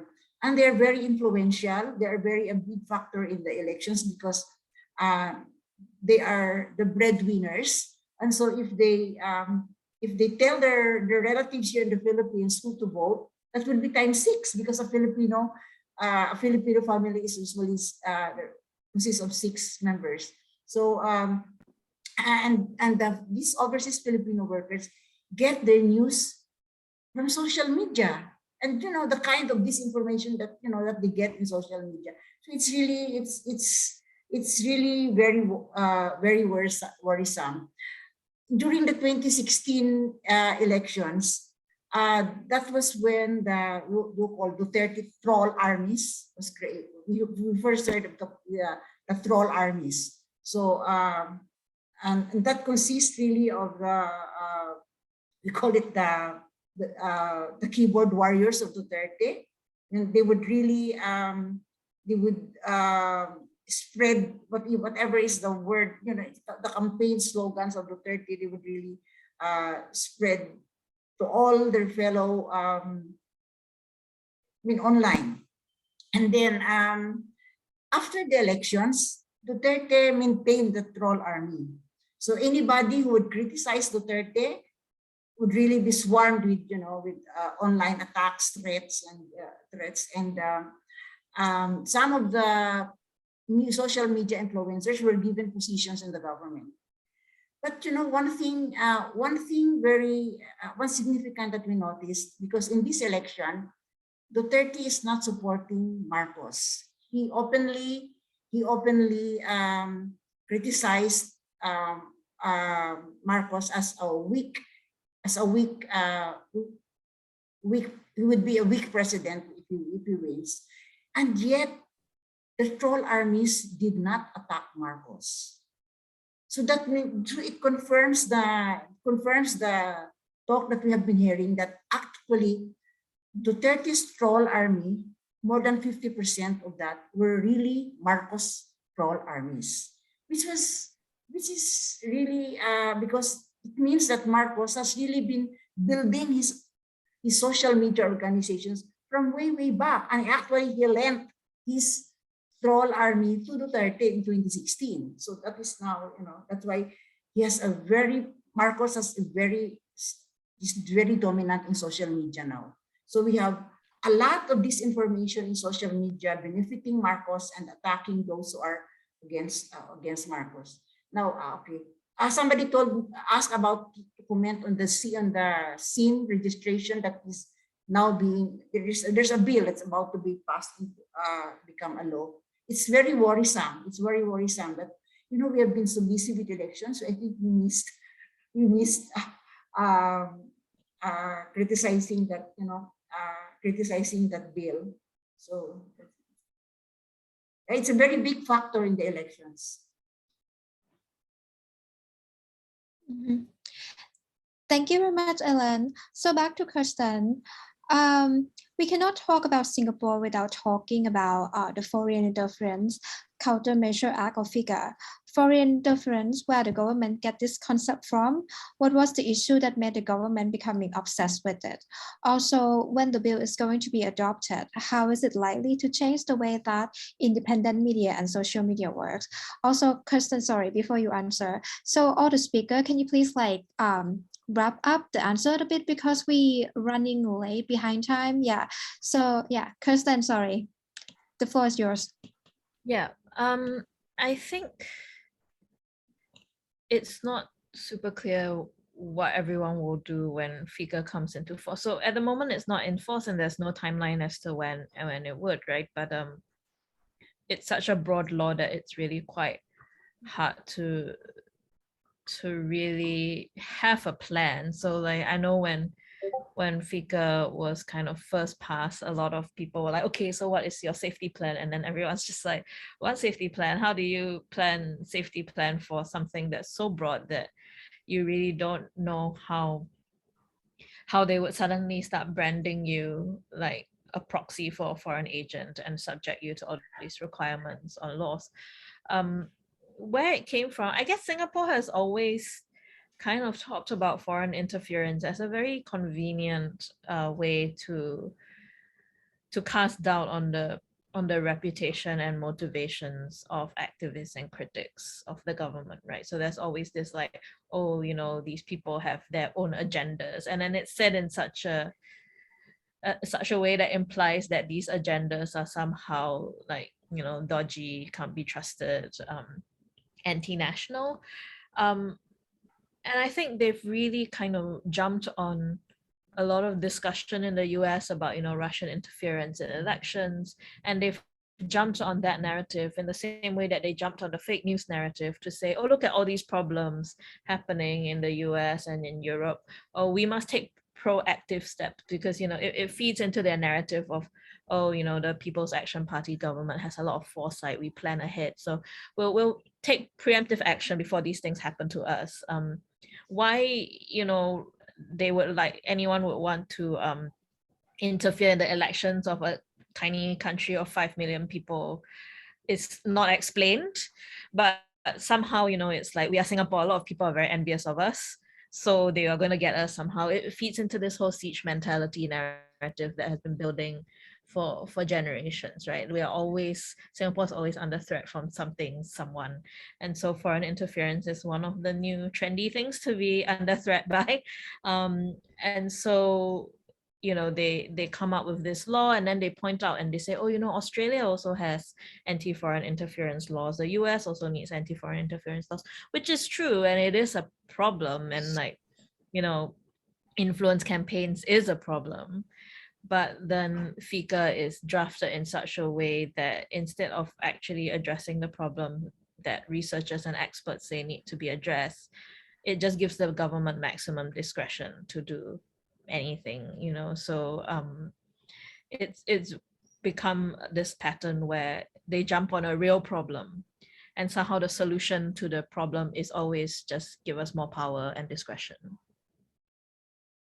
Thank you so much, Kirsten. Back to Piyui. Last year, you initially filed a court case against the information operation that is believed to be state-sponsored. As a political critic in Thailand who regularly criticized the government on social media, how have you been attacked by this operation? Also, looks like fact-checking organization or initiative that fact-check political related content are still limited in Thailand. Do you think we should have more initiative on that? Will it help making the situation better? Okay, hi, thank you. So I really like what Ellen said, keyword warriors, right? I think the Thailand has a lot of keyword warriors as well. So actually, sorry, I cannot probably mention details about my court case because it's still ongoing. But this is basically a case that I filed with 2 other people against the Thai military, alleging that, you know, we are targets of the information operations. And this, I think, in Thailand, there's been quite a number of exposures already. Like, for example, Twitter basically removed hundreds of accounts. Also, Facebook took some action similar to what they did in the Philippines. But of course, I think the operation is very, very far and wide. So I believe that the operatives for the campaign is no longer just government servants. It's not just bureaucrats or soldiers, but also the government has been using funds to, I believe, pay you know, PR agencies and the media to also take part in the disinformation campaign or information operations as well. And so that's why I think one of the steps forward we should look at in Thailand is how to push forward the open data law, or at least the law that would mandate all government agencies to disclose all of their public, media and PR expenses. So I think this would make the transparency much better in this space. But the way I think information operations work, it maybe is similar to China. I mean, just from reading about how it operates, I think the way is they try to, of course, first is try to peer up, and post very good about the government, to make it appear that the government has way more supporters than it does. And then to create content that basically label the so-called opposition or dissidents as so in Thailand, usually the common critiques you get slapped with is usually something like you are the ungrateful people, you are accused of being less modest, not loyal to the king. So I basically got slapped with those kind of labels at some point as well. So they come and they try to populate the online spaces with both the pro government content and the sort of the slanders and the misinformation content. I think this is kind of the way it operates in Thailand. But again, the worrying trend about fake news, I believe that the way to combat fake news is just to support more independent journalism and make sure that the journalists are equipped. And I think things like what Facebook recently did with in Thailand, they joined forces with AFP to do some fact checks on Facebook space. I think that's a step in the right direction. There needs to be a lot more of that happening. But the worrying trend in Thailand is that lately fake news has been used, or I would say misused by the government. They associate the word fake news with the criminal penalty under the cybercrime act. So in Thailand, basically one of the first laws we have for cybercrime is called Computer Crimes Act, so CCA. But since it's been amended a few years ago, it has been the definition, which is already quite bad and is quite broad, can be broadly interpreted to basically prosecute dissent online, has been stretched even further. So nowadays, I think many court cases have been brought under the excuse that these people spread fake news. And the government itself has recently set up so-called anti-fake news operations under basically every single government ministry, and even the local administrations have to set up anti-fake news departments. So we are worrying that this could be just a way to to do some pro-government and some more insidious information operations campaign before the election that is we expect to happen sometime this year. Yeah, since you have to go, I'm just going to ask the questions right away for you. So in January, the Thai cabinet approved the draft bill to regulate and promote the ethic and standard of Thai media. So what is likely to be the impact of the law on independent media? I think this is another worrying draft law. So it's actually been under contention for many years already.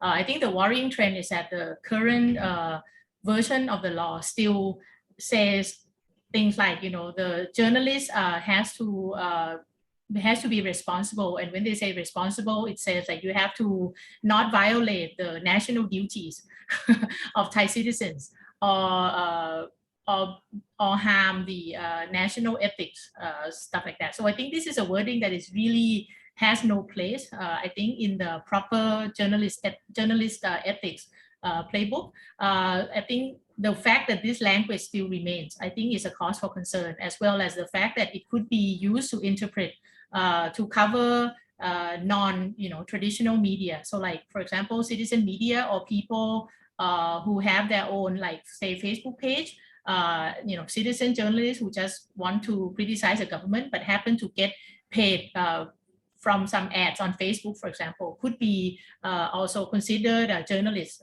as part of this law's definition. So I think this is a worrying trend that it could be used to stifle or to exclude some journalists from receiving data.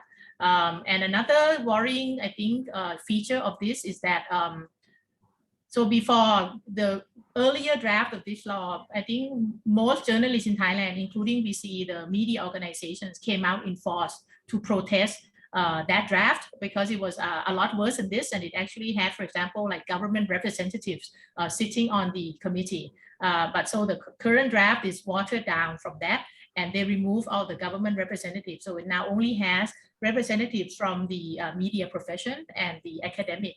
But it still stipulates in the law that it would receive government funding. So this so-called like journalist ethics committee will receive annual government funding. And so a lot of people are now concerned that this could be just another vehicle for censorship, just the government pushing down censorship not through their own people, not through their own officials, but through this kind of monetary dependence. Yeah, so I think it's still quite worrying in Thailand. Thank you. Thank you very much. And yeah, one last question before you go. It's been almost 8 years under this administration of Prayut Chan-o-cha, and it's likely that we're going to have an election soon this year. What's your view on the situation regarding digital rights and internet freedom after 8 years? Well, I think that anyone who has read the digital rights report, as well as if you read, for example, Freedom on the Net report in Thailand, would have a very clear picture already that we are essentially declining, right? So the situation gets worse every year. But to end on a little bit maybe optimistic note, the likelihood that we may have an election this year, I think means that netizens in Thailand, as well as journalists and everyone interested, should really demand that all the political parties who run for election really put the digital rights on the platform. So I believe, for example, the abuse of computer crimes law, and the lack of privacy protection law, for example, in Thailand, has really caused very clear damages, and people who have been, I would say, wrongfully harassed by the law include politicians themselves. So I think the time has come maybe for this election that all the political parties, should at least say something about how they can address the deficits of digital rights in Thailand and how they will correct all these laws that have been abused further and further in the past 8 years. So I think this is something that I look forward to in the next few months. Trying to be optimistic at the end. Thank you. Thank you very much, Sophie, and thank you very much for, Yeah, I'm sorry everyone for leaving early. I feel it's really right. I can't stay around for Q&A session, but I'm glad to have met everyone online, and I hope to see you all again and maybe have some future collaborations. Thank you again. Thank you very much. Keep in touch. Have a good day. Bye. Okay, back to Vajla. I want to ask you about the Emergency Ordinance number 2, or the EO2, that was issued in January 2021 to get rid of the COVID-19 related to fake news. How's the EO2 was used to tackle fake news? Also, we know that the EO was already annulled, but what happened to those cases that were filed under the EO after it was annulled? Has there been cases that political dissidents were targeted just because they were criticizing the government? Yeah, the Emergency Proclamation, which was actually proclaimed by our king in January, was essentially kind of a political tool. It was an attempt to suspend parliament and state assemblies.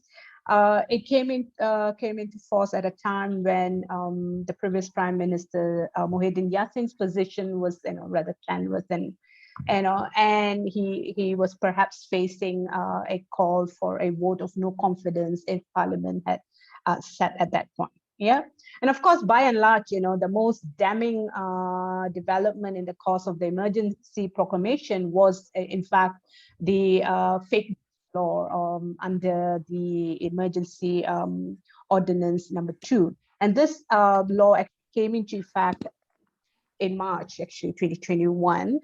And it was really an attempt to bring back the previous anti-fake news law, which was actually passed during the Najib's regime, just almost a month prior to May 2018 election. That anti-fake news law was subsequently repealed by the Pakatan Harapan government in 2019.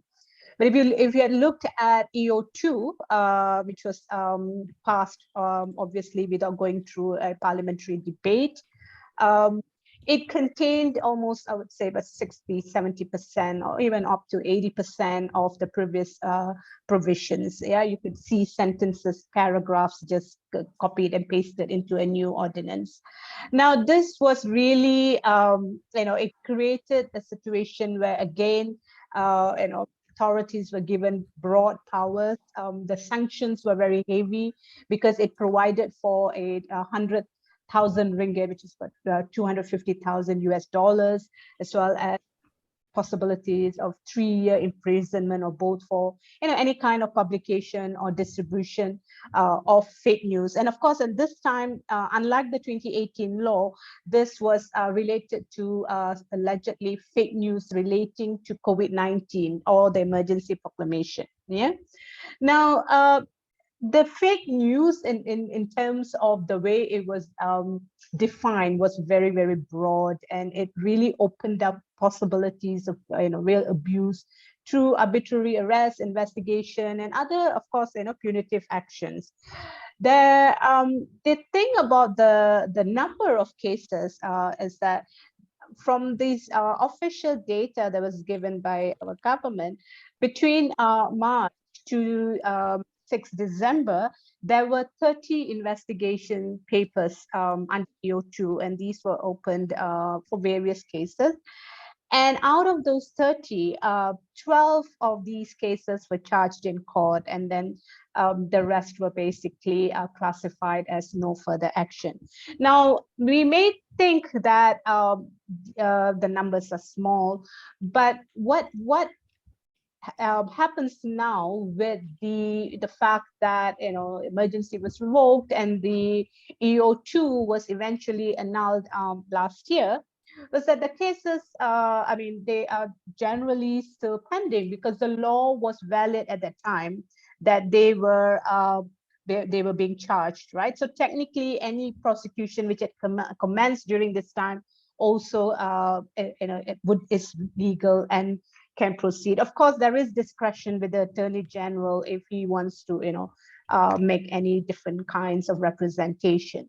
Definitely, I think what we need to note is the fact that although we had the EO2, this in itself, with the number of cases, were not as significant with the way other laws were also being used to curb alleged fake news, right? In 2020 itself, there were 274 investigation papers that were open on COVID-19 fake news. And of these, there were 35 prosecutions and 21 individuals were found guilty. Yeah, what we see is even without this law, the government or the state has before it a whole other gamut of laws which it can use to curtail any form of dissent and also to criminalize our freedom of expression. We have section 233 of the Communications and Multimedia Act 1998, which I mentioned earlier, which basically criminalizes improper use of network facilities or network services. We also have our penal code and specific provisions like section 505, which actually criminalizes statements conducive to public mischief. Of course, we have Sedition Act, we have Official Secrets Act, we have Printing Presses and Publications Act. But what this is creating is, a situation where there is just an increase in the way these laws are being used to silence critical voices, including human rights defenders, opposition politicians, filmmakers, illustrators, cartoonists, designers, and media as well. So it is continuing to maintain this environment or landscape where our freedom of expression just continues, to be cracked, and less space. So it doesn't matter which laws are being introduced, the attempts always the same. So if one law doesn't work, they move on to another set of laws and they become very, very creative. Yeah. Kirsten talked about foreign interference, but it's interesting how the narrative is used differently sometimes here in Malaysia. Even in the context of Malaysia, with our divide and rule tactics that we have, we always play the race card. It's always the 3R, the race, religion, and royalty. And we have our own alleged foreign interference often used as an a justification here every time there's this, and you're supported by DAP, and you have all this communist influence here and so on. So we wouldn't be surprised if there would be another set of new laws that will come in place to attempt to create more tools that the state can weaponize in shutting us down, basically. Yeah. Thank you. Thank you, Varsha. Mathai, let's talk about the cybersecurity law. Do you have any insight of why we didn't hear anything from it since last April? And since it's being in the spotlight again, do you have any idea how it would be different from the version we have already seen, and how the overall situation on internet freedom and digital rights will be worse? Sure.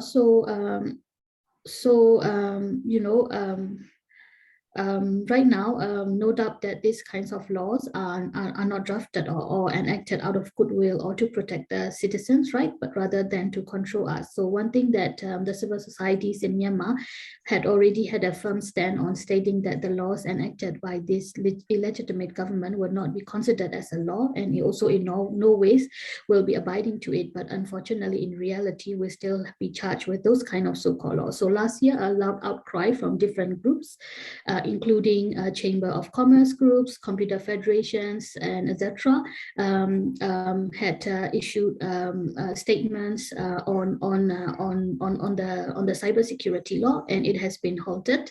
But then it resurfaced again last month, but it didn't actually come out as a public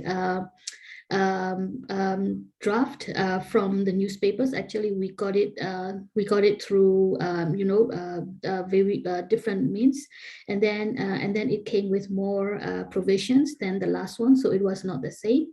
And has more details, and the most worrying was on the criminalization of the usage and the support of virtual private networks. So VPNs in Myanmar after the coup has been critical to access not only censored services but also to keep our communication safe. So even before this law has been enacted last month, when the news of this draft law came out, we see reports of cases of people searched on the ground for VPNs on their phones and extorted money if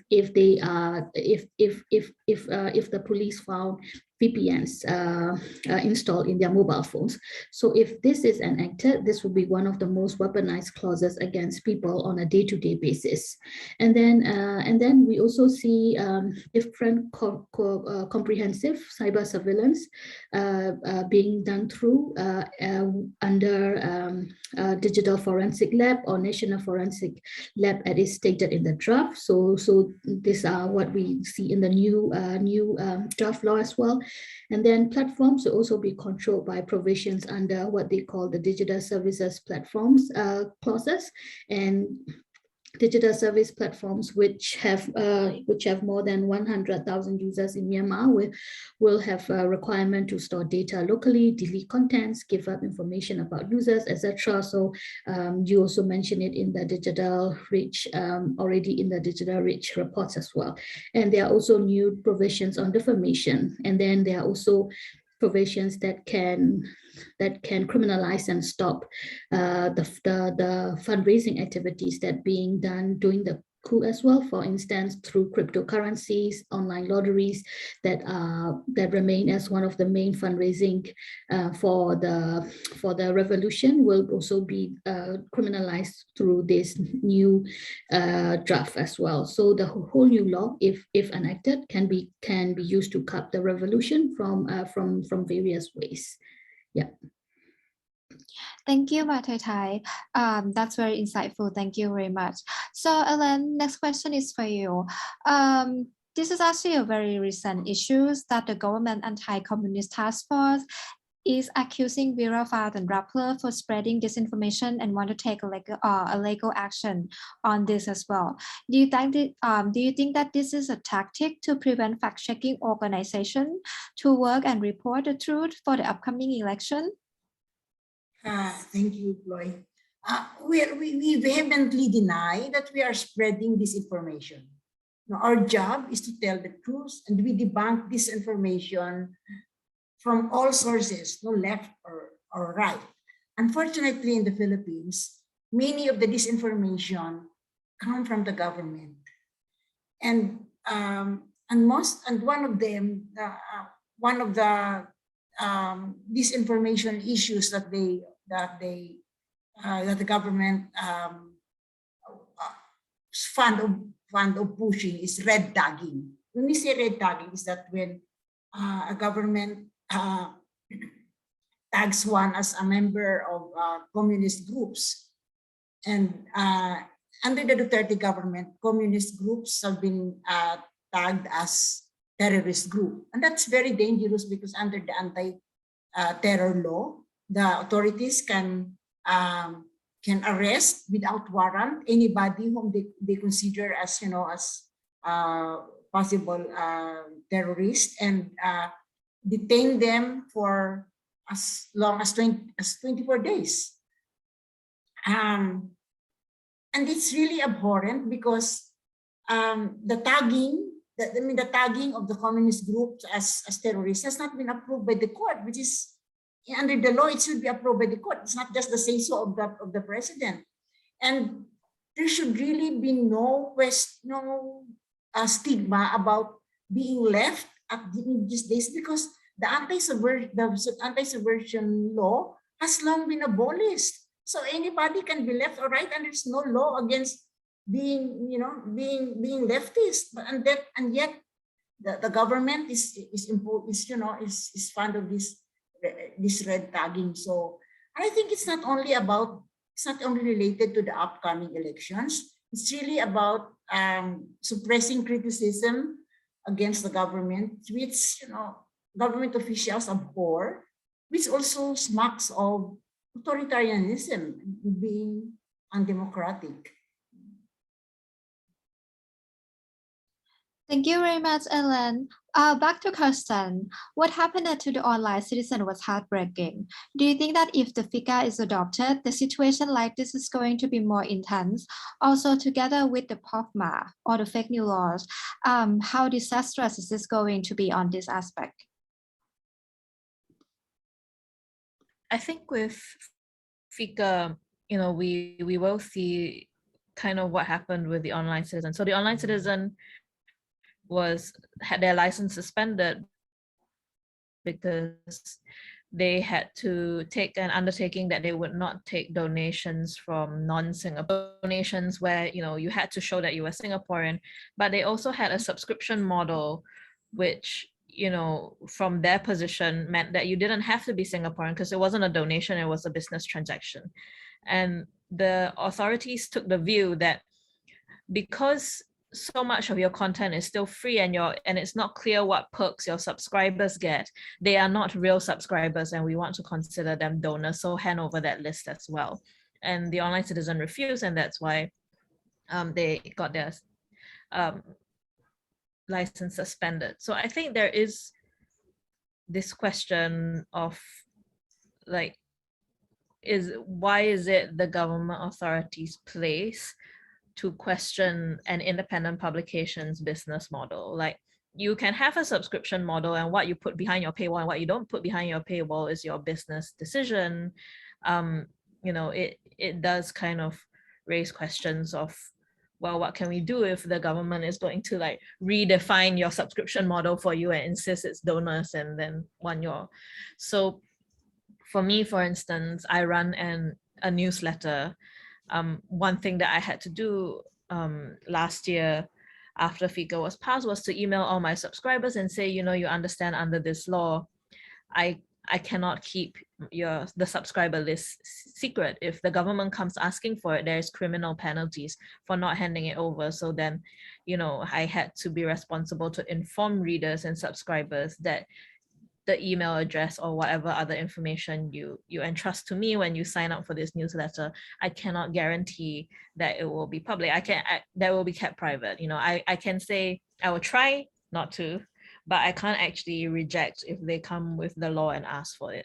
Another thing is that the law also allows the government to designate specific, not just organizations, but specific people, down to the individual, that you are politically significant. And once you have that designation, you have to make the declarations about affiliations with non-Singaporean entities, non-Singaporean groups, whether you get donations from non-Singaporeans, whether you do work that involves foreign volunteers and things like that. So it ends up requiring a lot of self-reporting. And so it's almost like recruiting you to participate in surveillance of yourself. And that is quite troubling. And we don't know the extent of how much they'll use this. Thank you so much, Kirsten. Back to Washla. Very short answer from you here because we are running out of time. About the case of the Malaysia Guinea. So what have we learned about it and why is this wrong?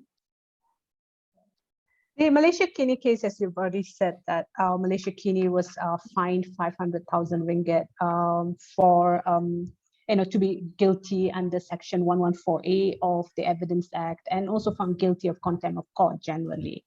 Yeah, the issue here is that Malaysia Guinea was presumed to be the publisher of comments left by their readers, basically, their third comments. Yeah, this has a huge implication because what we are seeing now is what we had feared when the Evidence Act was Section 114A of the Evidence Act was amended or first mooted in 2012. That particular amendment actually makes individuals and those who operate, administer, or provide spaces for the different online community forums, blogging, or hosting services liable for content published through the services, right?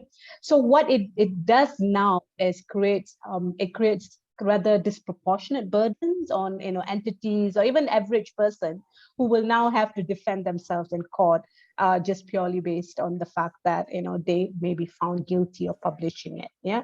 So the decision in the Malaysia Guinea's decision is significant because it has multiple implications on our media and media freedom. Yeah. Because generally online portals like Malaysia Guinea or other digital news media basically now may likely face additional liability for third-party comments, yeah, and they are now expected to ensure that adequate safeguards are in place prior to publishing any of the comments so that they are not liable, right? This then, of course, makes it very, very resource intensive to moderate, because imagine the sheer volume of comments that will come through, and it will form, also it in itself could form censorship, yeah, and it could also further curtail readers' freedom of expression. And of course, the flip side to it is to protect themselves. Online portals or news media now may also possibly remove their comment section, yeah, just to reduce the liability. Now, this would mean that readers then would lose the opportunity to be, to be critical or form their own opinions or make any kind of dissenting or positions, once they are responding to any news article, especially if it's issues of public interest. So this really underpins our our constitutional challenges, or rather the challenges to our constitutional rights around freedom of expression, because it sort of adds further barriers to our public participation and creates further burden, not just on the media, but also readers, and we need to locate the context of what happened to Malaysia Guinea and its implication on the larger landscape around media freedom in Malaysia. In the last 2 years, we've been seeing significant drop in the way media access to official briefings or even to parliament. We've also seen Malaysia's deterioration in the annual Reporters Without Borders press freedom index. We dropped 18 places last year to 119. Yeah, but at the same time, we are also seeing harassment of journalists and media organization. And all this is further exacerbated by the fact that we lack an independent self-regulatory body, to self-regulate media, to deal with complaints, because then we have a situation where the government becomes the sole arbiter of truth. We really need a Malaysian Media Council now. So curbing media spaces and attempting to intimidate media into silence is really becoming the key element within which the state is functioning, because obviously media is also experiencing other challenges in terms of economic viability. Malaysian media is also, challenged by its entire ownership structure. So there are so many different ways that media freedom is really challenged now in Malaysia. And Malaysia Kini's decision, it's not the sole decision, but it's a really symptomatic really symptomatic of the current landscape. And all we see happening is that the future seems to be rather bleak in terms of media freedom in Malaysia, unless and until there is larger reforms around its own self-regulation, but as well as other laws which restricts media freedom in Malaysia. Okay, thank you, Wajla. We're running out of time. Actually, we have to finish this at 3 p.m. So I'm going to do this. I'm just going to ask every speaker one last question for 1 minute answer, and then we're going to go with about 3 questions, 3 important questions selected by the admin team. So we're gonna be about 10 minutes delay. So hopefully this is okay. So yeah, for every speaker, just one last question for you. What we can expect in 2022? Start with you, Ma Tai Tai. Well, 2022 for us will be very challenging, on the digital rights aspect, and we are expecting it will be more oppressed than ever, and digital spaces, including, access to internet, has been tightened in different ways. And then in terms of that, we are, we actually see the international communities, play some quite a role in some of this. So we are expecting, hoping that we will see more responses from different actors on different ways. Like for instance, platforms in Myanmar plays a very big role. For example, Facebook has rolled out a lot of product and policy changes since the coup, and then we see propagandas and players have moved to new platforms and emergent platforms, and we are now experiencing difficulties in dealing with the new platforms at Swisin, and cooperation will continue, and then we are also expecting there will be more surveillance and intercept technologies will be installed, and also with actors such as, if Telenor is gone, we are also expecting that the users, the internet users in Myanmar will also face a lot of challenges around privacy and security issues as well. And then I would also like to give a message to the international community, because I also see some questions relating to that in the Q&As as well. So a message to the international community is actually regarding on digital rights is to support and keep the digital space as free as and operable as possible in any way they can, because it is actually very important for the ongoing revolution. So there are different ways that they can do. So platforms have to be more responsible in dealing with what's happening on the ground. So we are urging platforms such as Telegram to abide to UN, human rights principle businesses as well. And there are also nation states that has big investments still in the country, like Norway, Japan, and then we would like to urge these nation states to also support on digital rights in the country as well, and then and also institutions like UN, ITUs, to keep close monitoring of situations and work closely with civil societies, communities on the ground to echo and push the message together, particularly groups like UN to listen to Myanmar people and push our mandate across rather than their own, and not give platforms to anyone representing the military junta. So that would be my message to the community, as well as what might happen in 2022. Thank you very much, Ma Tai Tai.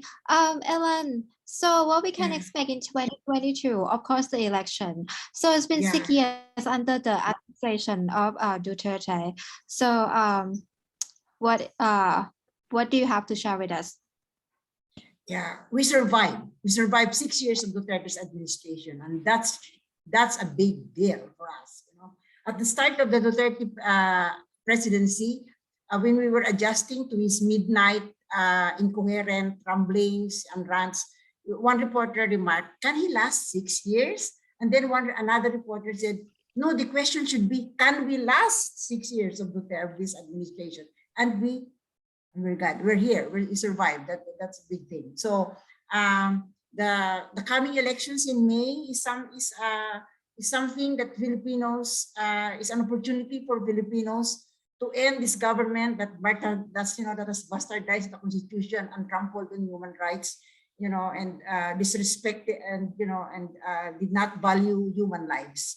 So we hope that that the Filipino people use this opportunity, and we are worried about the disinformation that is clouding the decision making of Filipinos, but we just have to keep on fighting. We have to keep on bringing out the truth. So wish us luck for May 9.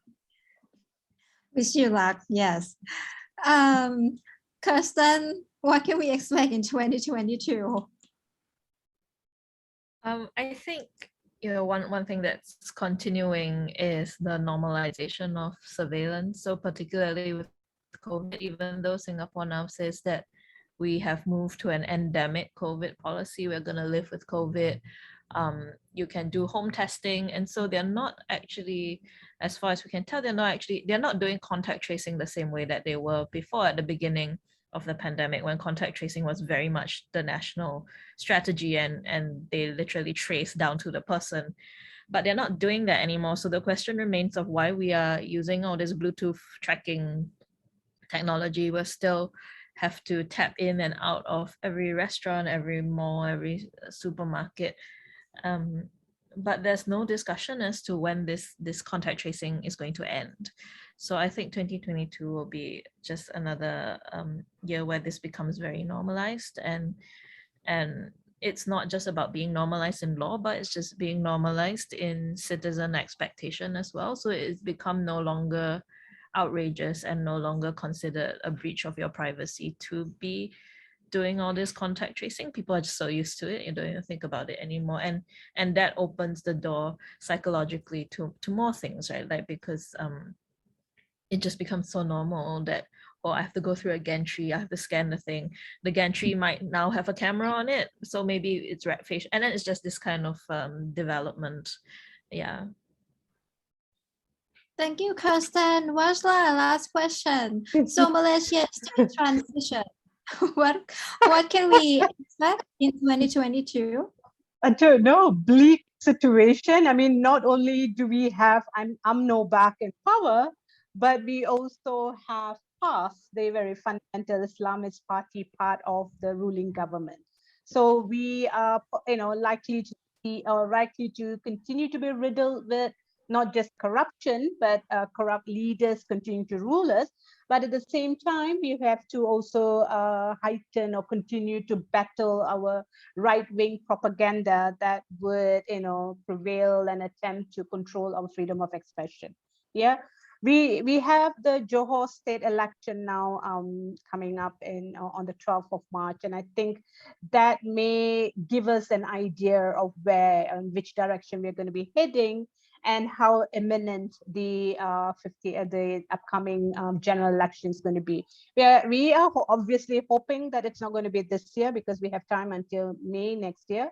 But if it happens, again, it is highly possible that it will be UMNO back in power for another 5 years. Yeah. Now, having said all that, I really, being the last, it's not all, doom and gloom. We continue to be inspired because we have news players now at the forefront. We have new stakeholders. We have the youth voices. We have larger movements which are attempting to pull together, our civil political rights, our freedom of expression. We have different ways of, collaborating in trying to address not just concerns at the national level, but also regional level. So I want to leave this session with a little bit of hope that even us coming together, having this conversation is taking our networking and our sharing and our experiences to a different level. Thank you. Okay, thank you very much. The team just sent me just 2 questions here. How can we then effectively raise regional issues and propose regional initiatives that engage body like ASEAN? Well, like I said before, ASEAN has never been well known in terms of human rights engagement. So actually, from my own experience engaging with the human rights body and the ASEAN themselves, in terms of digital rights, this kind of issue is still very new to them, and they kind of like want to know more about it. Doesn't mean that they are not curious about it, but they want to learn more about it. That's the impressions that I got from like encountering with them. So I think that we're gonna keep talking about it and keep engaging with it until like they turn their heads into this issue. Yeah. Do you have anything to add, any speaker, on this question? Yeah, I think the fact that we are holding this forum is already something for Southeast Asia activity. So so we're not doing badly, although the ASEAN as an organization is something that we cannot really raise high hopes, but we just have to keep on making noise. Mm-hmm. Thank you very much, Ellen. So the next question is that as issues related to digital rights in the region continue to increase at a very alarming rate, what are the key pieces of information, resources, practices that you feel the general public need to be aware of to protect themselves on a daily basis and be able to critically engage in political discourse? Well, there are a number of civil society here that actually work on digital rights, including us, and I think that they are also, the work of civil society organization that work are not particularly on digital rights, but their work can be related to these issues as well. And they keep producing reports, they keep producing materials on this. So yeah, I think that you can take a look at the materials, and also yeah, just look at that report. Just look at this report. I think that it will help you understand about what we are moving forward to a lot more and what is needed in this region. Anything you would like to add? Any speaker like to add on this question? Okay. Said it. Okay, and that's the end of this event. Sorry, we are running late. Much. Thank you very much, everybody. Thank you, everybody. And thank you, guest speakers. Congratulations. Yeah. Thank you, Ellen. Thank you, the guest speakers, for sharing inside information with us today. Please email us the digital rights report. Yeah, okay. I have it. I'll copy it. Okay, yeah, so let me close the event. Okay, thank you so much for your time, and also thank you so much for the audience. Your participation is considered as a support for our organization work, and I hope that you learn a lot from this event and also find some time to read the report. And we are always here at DigitalReach at digitalreach.asia. Tech team, you can post the email in the chat box and also add a Twitter. You're always welcome to reach out, and have a nice day and a nice evening. Thank you very much again. Nice meeting you all. Thank you.